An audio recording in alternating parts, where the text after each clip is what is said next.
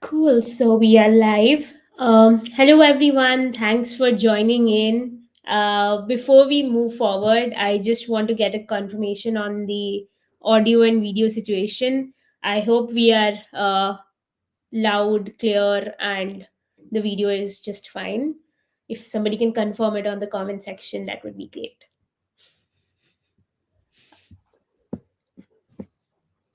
Also, there's a 10 seconds lag from what we say now to the live, so we'll have to maybe wait for a moment. Okay, beautiful.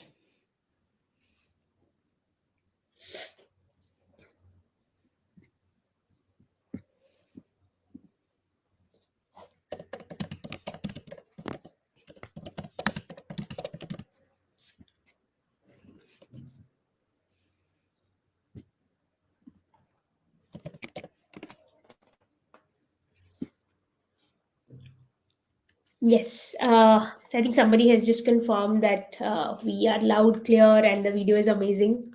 So yeah,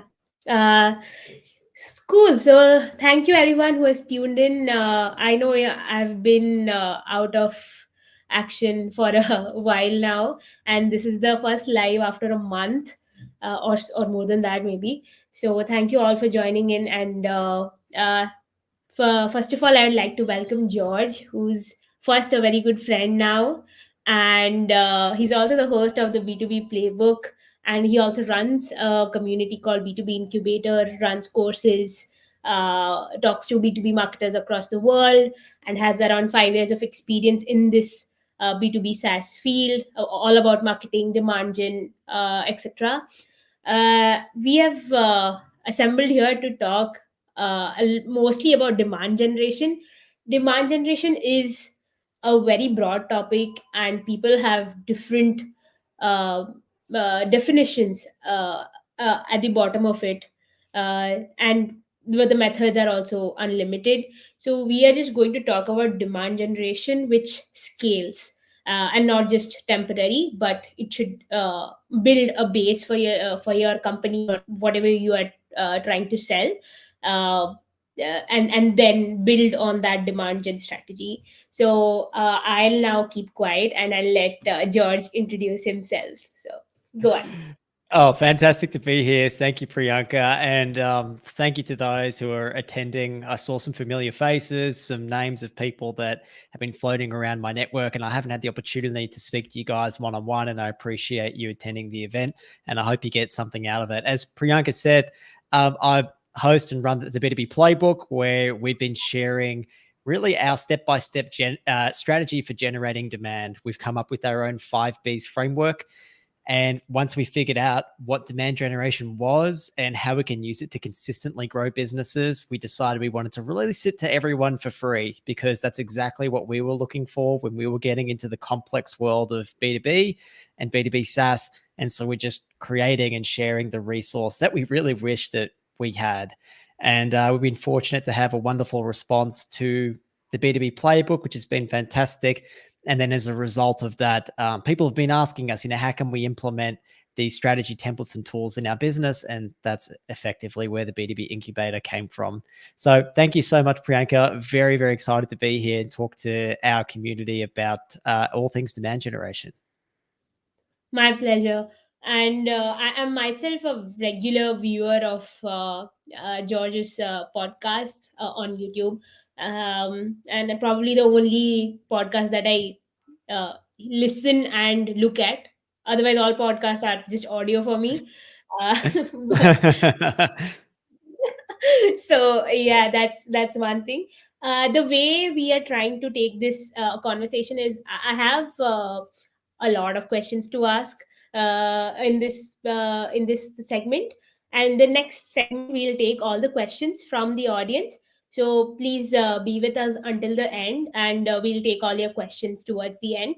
You can put all your questions on the comment section. I'll take it as and when we move forward.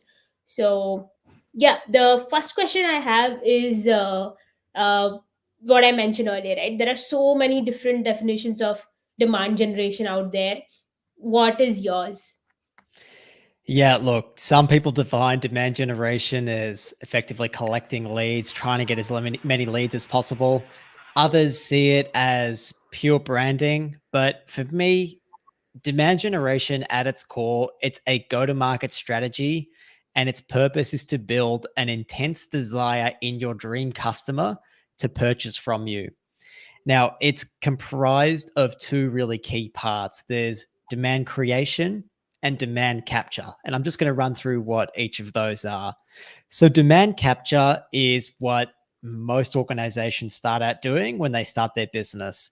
And that's when that business focuses on those who are ready to buy your product or service right now. So, out of that 100% of the market, that could buy your product, there's actually only 3% that are in buy mode right now. And it's about trying to capture that existing demand as efficiently as possible. But the problem with focusing on just that 3% alone is that it's like jumping into a swimming pool full of sharks, full of competitors chomping at the bits for the same small slice of the market. It's expensive to compete there. It's very difficult to scale there, and it becomes a price and feature war and ultimately a race to the bottom.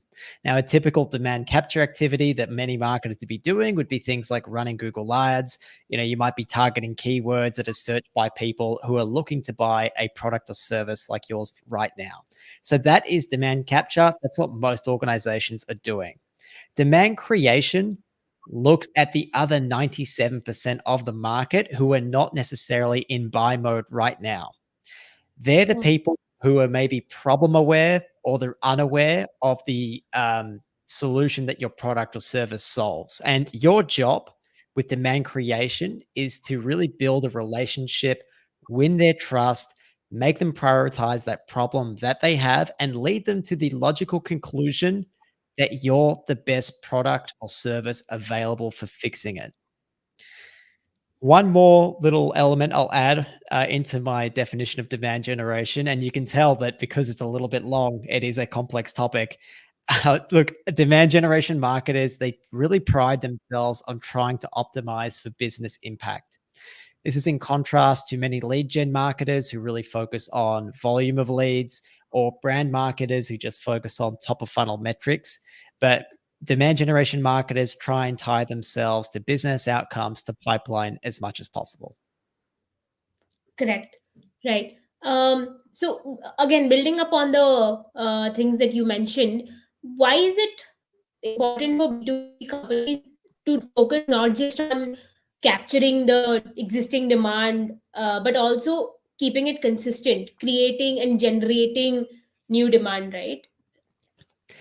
Yeah, look, maybe a little painful story of mine might help illustrate the point. Look, B2B demand gen, it only works when you're both creating and capturing that demand. And I learned this lesson the really hard way. I was working as a performance marketer for a financial services company. I was a performance marketer for a long time before I was a very holistic B2B demand gen marketer. And as a performance marketer for this financial services company, we were running a lot of high intent, lower funnel channels for them, like Google Ads. And look, let me tell you, at the beginning, it's like we were rock stars. We were bringing in so many opportunities. The founders were excited. They were telling me how awesome I was and how fast they were going to grow.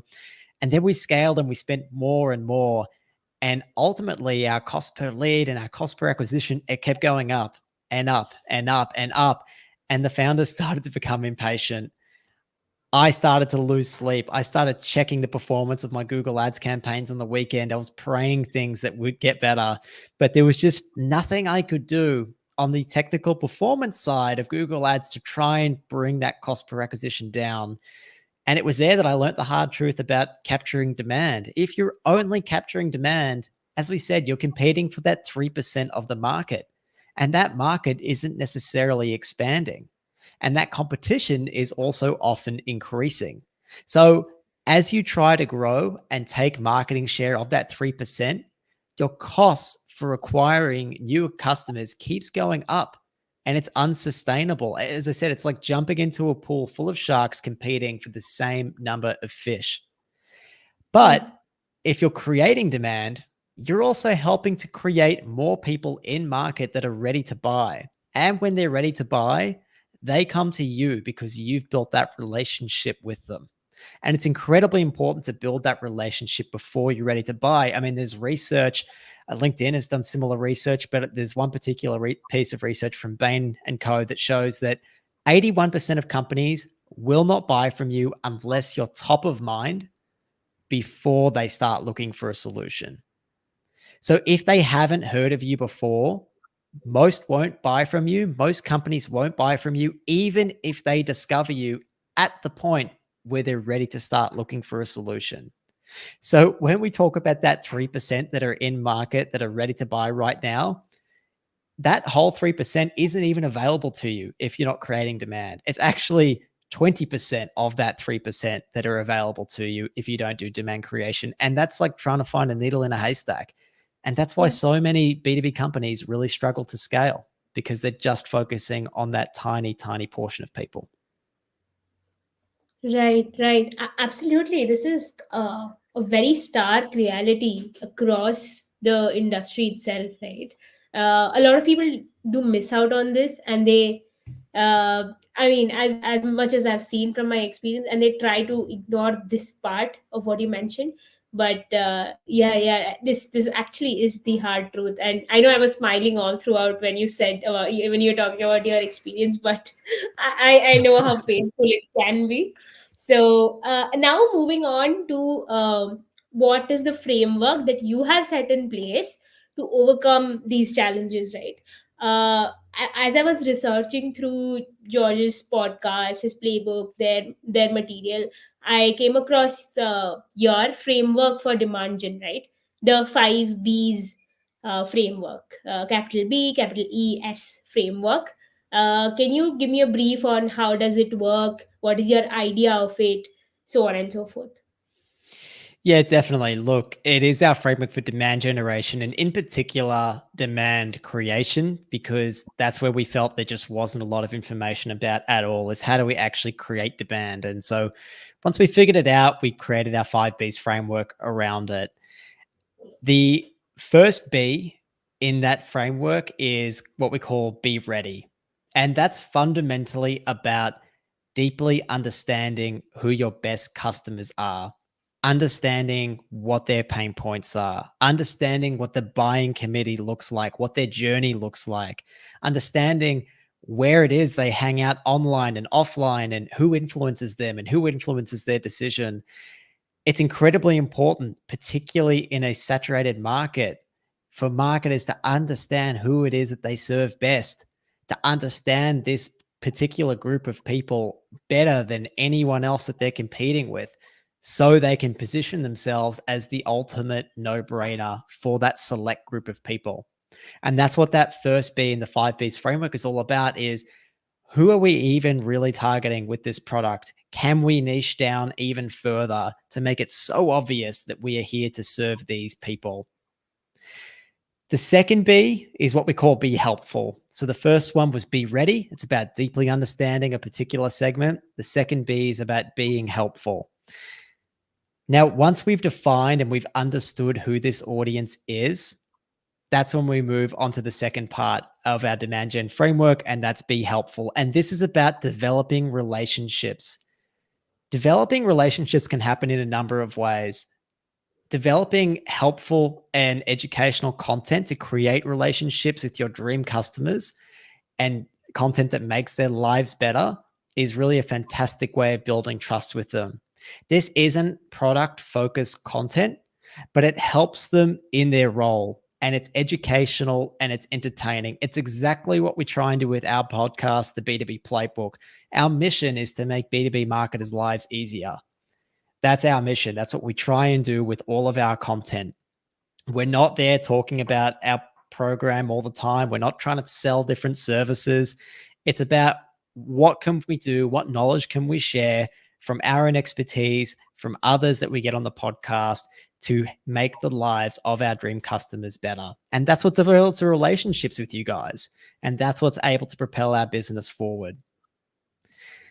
Then it's about making sure that that awesome, helpful content that you're creating is actually getting seen by your dream customers. So figuring out where to distribute it, how to get in front of people, that's a key part of being helpful. You got to find the people and give them the helpful information. You then get feedback from them, and then you make your content more helpful. All the while, you're continuing to build relationships with them. The third B is be seen. And that is about once we have the first two parts of the framework in place, we know who it is that we're targeting. We're building relationships with them by helping them. How do we make all of this go faster? How do we accelerate this relationship building process? Because that is essential for any B2B marketer, is we've got to make that process faster. That is where you use paid media to really try and amplify this content, not just to your champion, not just to your dream customer, but to the whole buying committee. So you can become this really big business to this particular group of people, but you can do it in a very cost-effective way. You can then start to educate on the benefits of your product as well. Of course, it's important that people become aware of that. And it's also where you can really accelerate demand by selecting a handful of key accounts and putting them into an account-based marketing program where we start to do much more tailored marketing to a select group of people that we're really going to get a great return on. And those 3 Bs out of our 5 Bs framework, they are our fundamental non-negotiable ones that every marketer has to do. Once they are in place, you go on to our last 2 Bs. The fourth one is what we call Be Better. And that's about how do you optimize your existing workflow now that you have these fundamentals in place. You start doing things like A/B testing, conversion rate optimization. You get into content repurposing. You start doing more advanced tracking and reporting, email nurturing, all that kind of stuff. Probably stuff that most marketers start with and they forget to do the fundamentals first. And then finally, once you've ticked that off, you get to the 5th B, which is Be the Best. And that's looking at advanced tactics that is normally reserved for big players. And that's doing things like using neuroscience, neuromarketing, psychology to really try and win over your dream customers as much as possible. And that's actually just the season that we're finishing up right now in the podcast. That's great. That's great. That was a good rundown of it.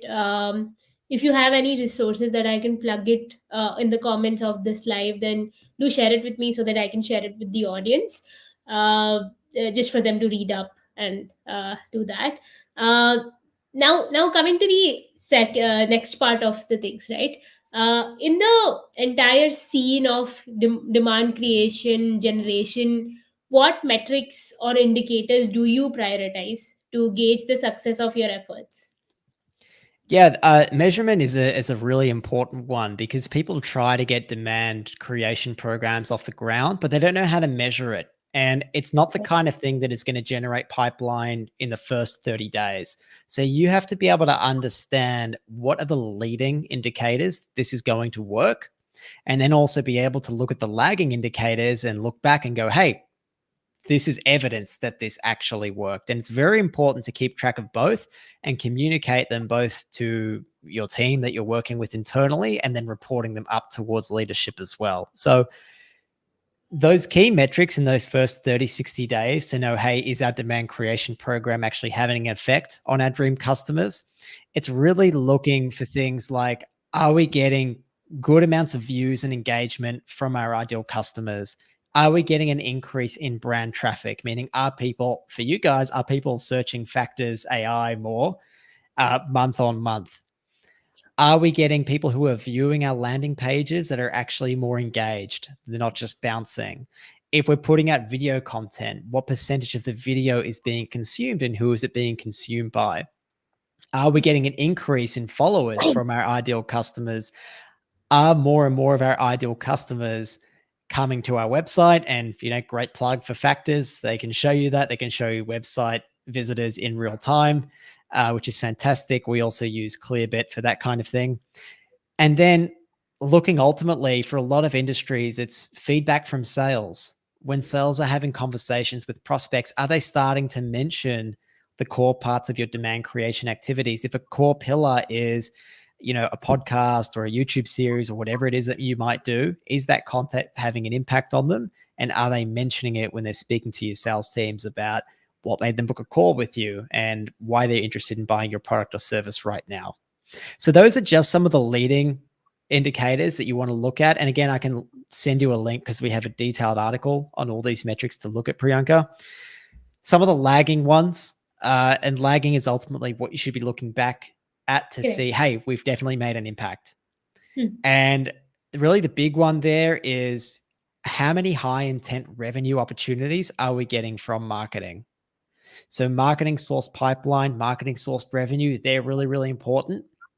But the step before that is how many high intent opportunities are we getting? And that's going to be a really good indicator of your success. Of course, ultimately, you want to look at other metrics like pipeline velocity, cost of customer acquisition, self-reported attribution is a big one as well. Again, I'll link to all of this so marketers can go through it in their own time. Sure. Yeah. I think I'll have to make another post after this live just to give all the resources, and I'm happy to, honestly.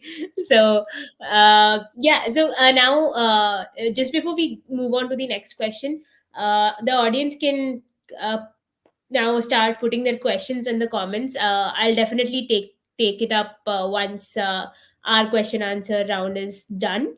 So yeah, feel free to put in your comments on the comment section.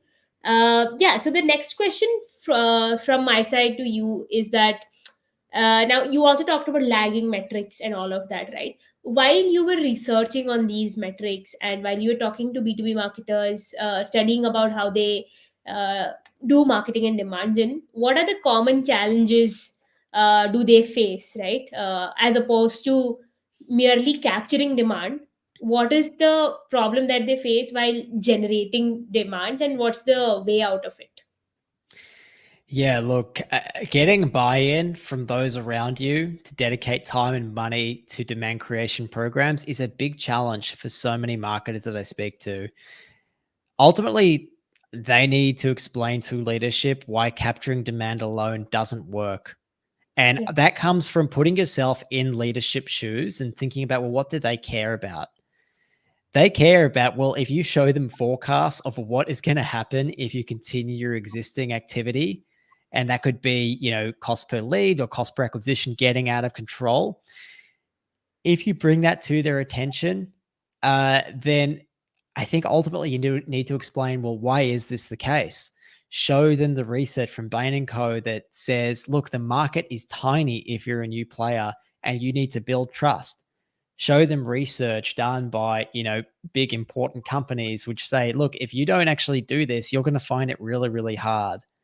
And you can't just try and buy your way out of it by trying to acquire as many leads as possible because you're going to run out of time and you're going to run out of money. I then tell marketers that really they need to take the time to try and build out a pilot program for demand creation with a bit of time and budget.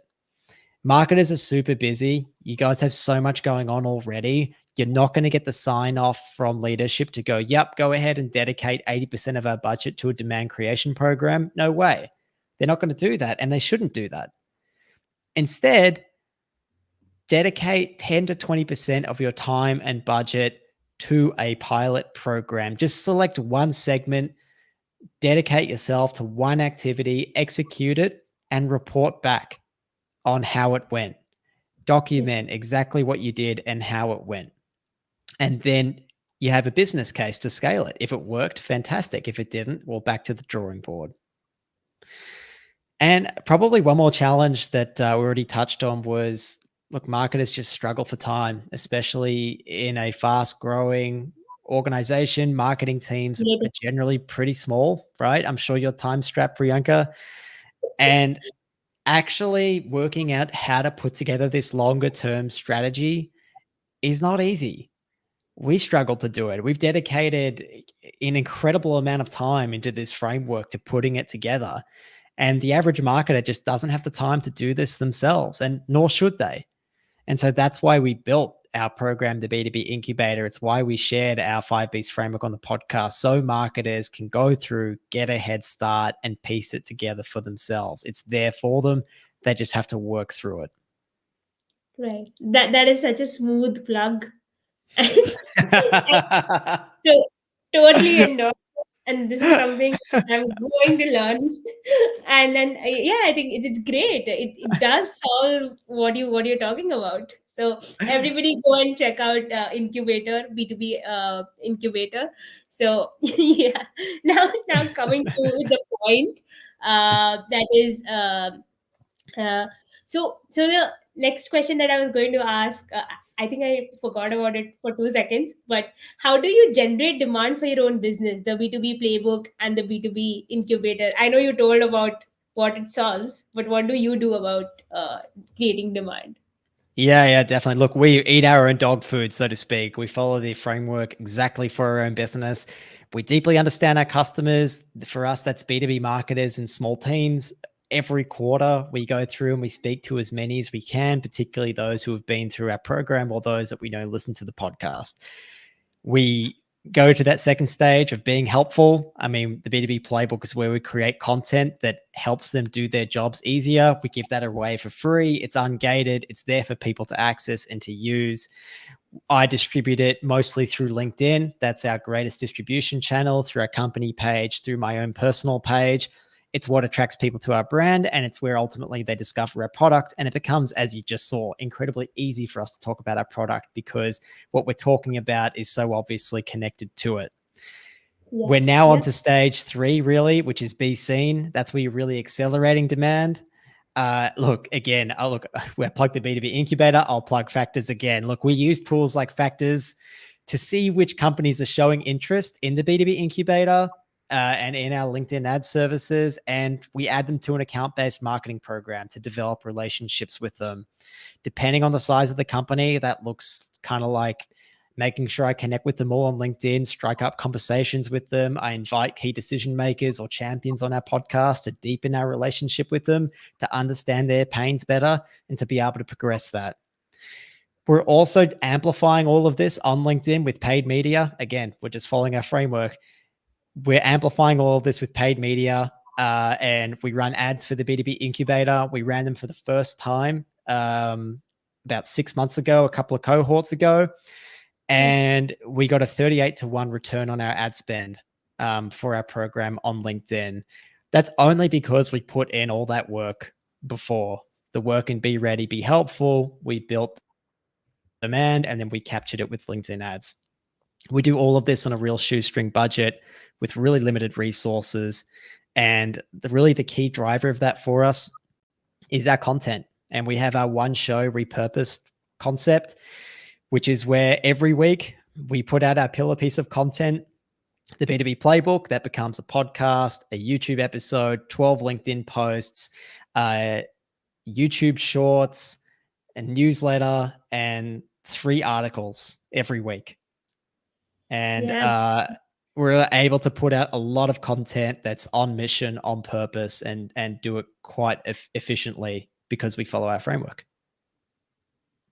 That's amazing. And how simply you explain it, it's even more surprising for me, because usually what people think is that you need to produce a lot of content to be a better content marketer. But the catch is where you produce a lot of repurposed content and not content itself, right? So anybody who's looking to be good at content marketing, this is it. You make one long format and then you push it around, make newsletters, post shorts. I think it's incredible value. Thank you. Yeah, it's a great concept and it ensures repetition of message. And as Right. marketers, we've got to understand that people need to hear a message again and again. You have to make it available to them to consume in a way that they like. Some people like podcasts, others don't listen to podcasts. Some like YouTube videos, some like reading. Right. And by creating once and repurposing, that's really where you're going to reach so many more people and meet them where they are. Stop trying to force them into what you're doing and into your own workflow. And I will just add that the fact that we do our pillar piece of content once a week is overkill. It's crazy. We don't need to do that much. We're only doing it because we were so desperate to share our own framework with everyone. And we mapped out and said, right from episode 0, we knew it would take us roughly 100, 120 episodes to share our framework step by step. And Right. so we have stuck to that. It would have taken us way too many years if we did it once a month. So we decided to do it once a week. We did it for 2.5 years. We've shared it, but once a week is too much. Once a month is probably fine for most organizations. Yeah, yeah, agree.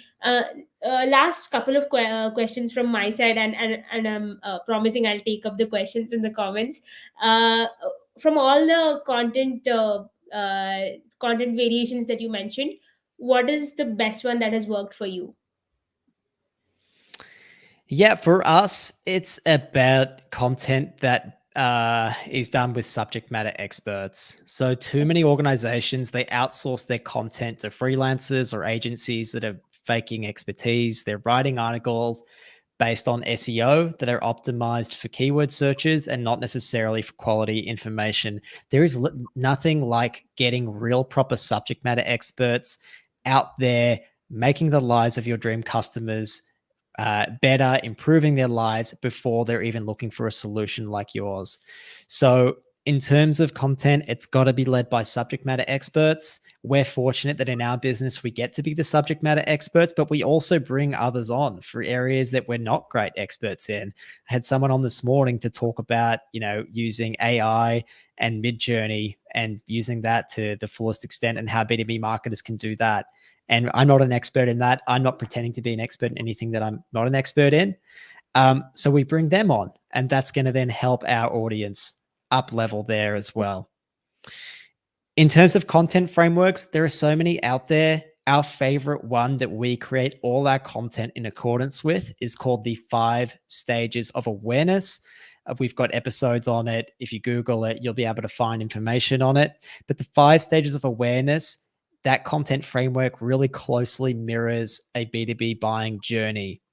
So, getting experts to cover these 5 stages of awareness frameworks with topics that help out your customer, that is a deadly combination. Yeah. Yeah, got it. Oh, yeah, I think that's something that I also try to do on my lives. I'm not an expert on anything, but I tend to get guests from all around the world with expertise in some or the other subject. So it has worked for me. Yeah. So it's worked for everyone. Yeah. Last question, just out of curiosity, how did the idea of B2B incubator originate? I think you Yeah, told look, about this, but from your yeah. own personal side. Yeah. Yeah, definitely. Look, when we got deep into the B2B world, again, we just found that it was just so confusing. There were all these competing strategies and tactics, and I just didn't know what to do and when. And I felt like time was running out because you needed to get things moving quickly. And it was just such a struggle. And as I tested each of these different ideas, I realized that it wasn't necessarily that one was better than the other. It was more about the timing of using them. What should we do and when should we do it? Right. And that's when we ended up coming up with our 5Bs framework. Because once we realized that a lot of these strategies actually need to fit together in a more cohesive way, that's something that then became repeatable. Once we get those fundamentals in place and you have that strategy in place, you can then roll that out again and again. And then that's where our 5Bs framework came about. And that's where the B2B playbook came about. And as I said, look, we're just really dedicated to sharing that with people because that's the resource that we wish that we had when we got into B2B marketing. And we felt all those feelings that we know that B2B marketers feel now. I think that if people follow it, I think that marketers will get taken seriously again. Somehow we found ourselves as the make it pretty department or the events department, and there's nothing wrong with that. But I think marketers deserve a seat at the table. They deserve a seat at the leadership table. Your go-to-market strategy is one of the most important things about a business. It cannot grow. It cannot survive without it. So why we're being left out of important conversations, I'm not sure. And hopefully the B2B playbook is a way for marketers to help get their seat back at the table. Absolutely, absolutely. Thanks for the answer, George. I have three or four questions from the audience. I'll take it up right now. Shri has asked, how does a self-reported attribution give the right data in terms of actual engagement? Yeah, look, I mean, you're not going to capture everything with self-reported attribution. It can be a bit of a double-edged sword there. Look, even if it captures maybe 30% of people who are giving you some kind of a response versus just whatever your CRM tells you, that is incredibly helpful. For us, I know that most people who come through our program or use our services, HubSpot is telling us that they're coming through organic search mostly. But when I speak to them, I find out that they discovered us through our podcast, that they discovered us on LinkedIn. And so that's then verification that we should keep working hard on those channels. Now, if I was just looking at last click attribution or even first click, I would never have seen that they consumed the podcast. I would never have understood that that was where they really grew to trust me, to trust our brand. And so that's incredibly important to do. So I'm not saying throw away your attribution in your CRM, but when it comes to particularly creating demand, what created that demand in that first place to bring that person in market, to start trusting you, just asking people directly, how did you first discover us? How did you first hear about us? That's where they're going to start to tell you the key points in their journey. They might not tell you the first one. Not everyone can remember exactly where they recalled you, but they'll at least recall one of the most impactful places. And that's important. Got it. Got it. Yeah, absolutely. At Factors, what we do is we have a drop down on the demo form fill, and we also tend to ask this question on our demo calls: How did you come to find us? Yeah. So Yeah, that's great. I mean, look, that's great from a data collection point of view. We even recommend that people leave that an open text field, yeah, because sometimes people can be really creative with actually and very descriptive about how it is they first yeah, came across you. I think marketers tend to give better answers when they're filling out forms because they understand the plight of attribution for marketers and they sympathize with us. In my experience in other industries, people don't do that as much. They tend to give you much better answers when they're speaking to sales. So that's why you've got to have a good relationship with sales and have a feedback mechanism with them. So you're getting that information from them. yeah. All well and good until they answer, how did they find us on the internet? Yeah, So, that's right. That's exactly right. so yeah, that's why salespeople are important. Yeah, that's exactly We right. don't Exactly answer the right. question, how did they find us on the internet? So yeah, going on to the next question. Um, uh, there's a question about cold email. So where does cold emailing stand? Is it helpful? What is a good open rate? What size of contacts should we keep for cold emailing? It's like three questions in one, but yeah, just whatever is your answer, you can go on. Yeah. Look, unfortunately, I'm not going to be particularly helpful here. I'm not an expert in cold outbound at all. That is not my field of expertise. So I'm not going to pretend to be an expert there. One great expert that I do know is Ricky Pearl. He's someone who I speak to about outbound a fair bit, and I'm very happy to link to his profile and for that person to reach out to Ricky directly because I'm sure he'll give you a much better answer than I could. Yeah. Shravika has asked this question on my live, so you can find it on the comments itself and tag Ricky. Going forward to the next question by Inam is that how to increase effectiveness of LinkedIn ads for a high ticket B2B SaaS product. We have tried providing free resources. It has helped with the volume of leads, but adversely affected the quality of leads. Yeah, definitely. Look, I think it comes back to making sure that when you're putting out free resources, try and map your content to that 5 stages of awareness framework. So that Hmm. is what takes them from being unaware to problem aware to solution aware to product aware to most aware. And you're putting out content that helps take them on that whole journey. Putting out one off free resources isn't necessarily developing that relationship of trust between yourself and them. I think also product education is an important element there. So educating them on what the benefits are of your product become really useful, because then it can make those conversations with sales much, much more productive. I think especially once you get to the later stages of awareness, when you're looking at product aware content, most aware content, that's where you're pushing out case studies and social proof and showing that, hey, people just like you that we have worked with have got this very real tangible benefit from our product. And so we're trying to overcome all of those potential objections from the point when they see you to the point where they speak to you. I would Right. also go and speak to sales who are having these conversations with these people, who are turning out to not be such great prospects, and finding out why. Why weren't they ready to buy? Are they too early? Do we need to have more of that content about those 5 stages of awareness more in front of them? What objections do they have? And that's a process that we go through as well. Is we're constantly looking for any objections that people have, and we discover those through customer interviews, through people that we didn't win as a deal, and finding out what their objections are, turning it into content that addresses it, and pushing that out in front of them with paid ads. So I would say for this particular person, look up the 5 stages of awareness content framework and make sure that you're mapping all of your content to that, and make sure you're spruiking your benefits as well.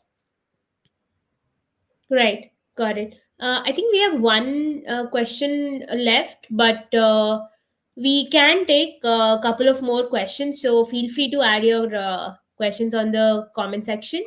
The next question is by Shivakumar. He's asking, can you please share some conversion rate optimization techniques that have worked for B2B SaaS clients?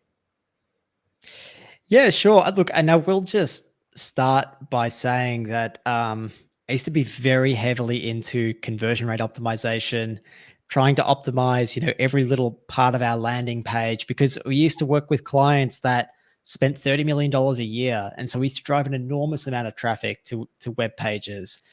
But that was more B2C, and we had really big data sets to work with, and so a lot of our work was in optimizing that 1, 2, 3%. Hmm. And it made sense to focus on that when you're at that scale, because 1 or 2% when you're dealing on a huge scale, that's a very big tangible outcome. But I think an issue is that so many marketers look at that as something that they need to focus on. But in B2B, the reality is most of us, we just don't necessarily have the volume to conclusively say that this landing page is better than that one based on this conversion rate optimization that we've done. Instead, we really encourage people to go back, speak to their customers, update their landing page with their pain points, use the voice of the customer in your landing page. And I suppose if you are going to A B test, I would then A B test that version against the original. And so every time we have someone go through the program, or every time we work with the client, we test their original page against one that has updated insights based on their new set of customers that's really tailored to a particular segment. And we look at the difference there. Testing, different forms and other little elements like the color of a button, that's not the stuff that's going to make a big difference. Once you get to a really big, big scale, maybe that's going to make a difference. But look, ultimately, so much of that trust is built beforehand. If they're at that point where they're going to book that demo with you, most are going to do it anyway. And so I wouldn't sweat the small stuff, focus on the big stuff. Correct. Got it. We don't have any more questions as of now from the audience, but I have one last question. That is, what advice would you give to SaaS businesses setting up their demand gen motion, especially early stage? Yeah, definitely. Look, I think you need to have a plan when it comes to demand creation. You can't just do random acts of marketing like, oh, I'll start a podcast or a YouTube channel, or I'll post a few times on Instagram. You can't just do these random acts to see what catches fire. And I think sometimes when people talk about growth hacking, these ideas get conflated and people think that it's just random acts and see which ones work and we should double down on that. That's not how it works. It comes down to actually having a plan, documenting that plan, and chipping away at it in stages. You don't need to go from 0 to 100 overnight when it comes to your demand creation strategy. You don't need to be dedicating all your time and budget to it. Just get a plan together. Once you have that plan, spend 10 to 20% of your time, 10 to 20% of your time and budget executing it. The business is probably going to still need you to do 80% of your time with whatever else it is that you're doing, whether that's capturing demand, running events, doing all these other things. Over time, your budget and your time should go more into creating demand, but it comes down to starting with that plan, executing a pilot, proving out that it works, and taking that to leadership and saying, hey, this works. This works much better than our original model of what we're doing. Let's dedicate more time and resources into it to scale. So yeah, that's some of the advice I'd give. That's great advice. I think most marketing teams, when they just start, they try to experiment a lot, and I actually get the psyche of it. Like, the more we experiment, the odds at getting a source which actually works is much higher. That's how people think usually.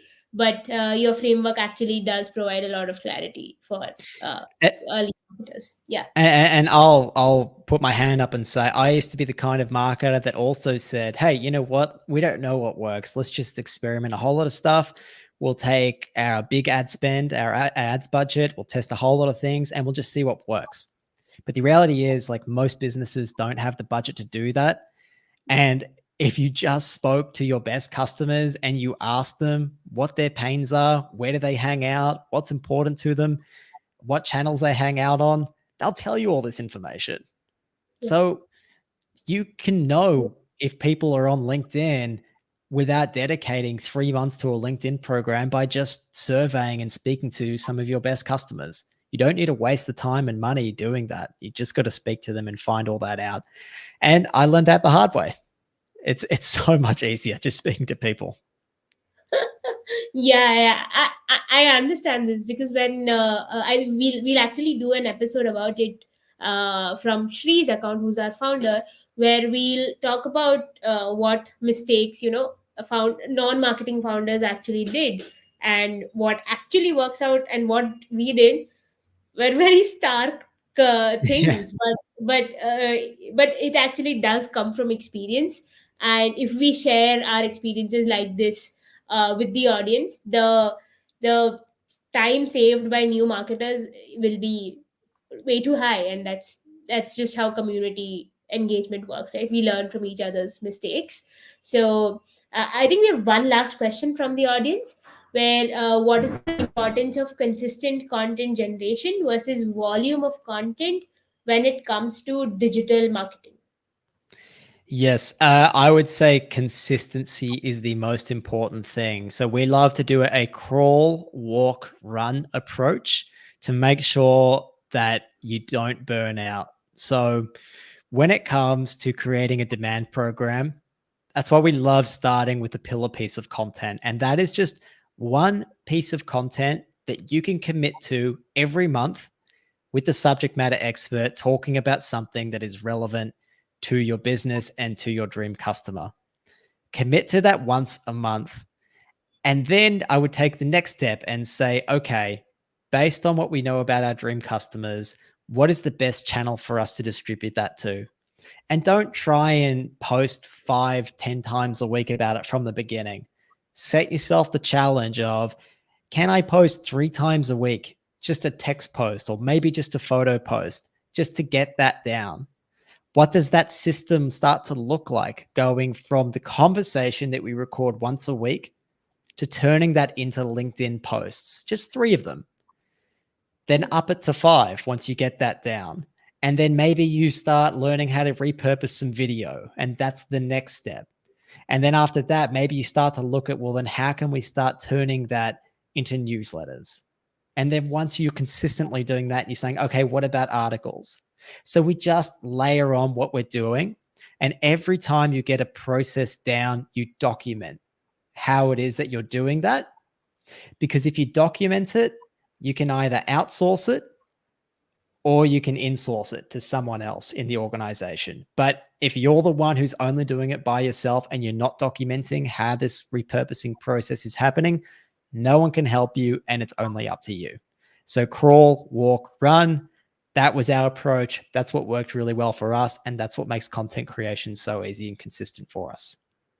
Looks like George has a framework for every problem on our comment section. So, but I totally agree with this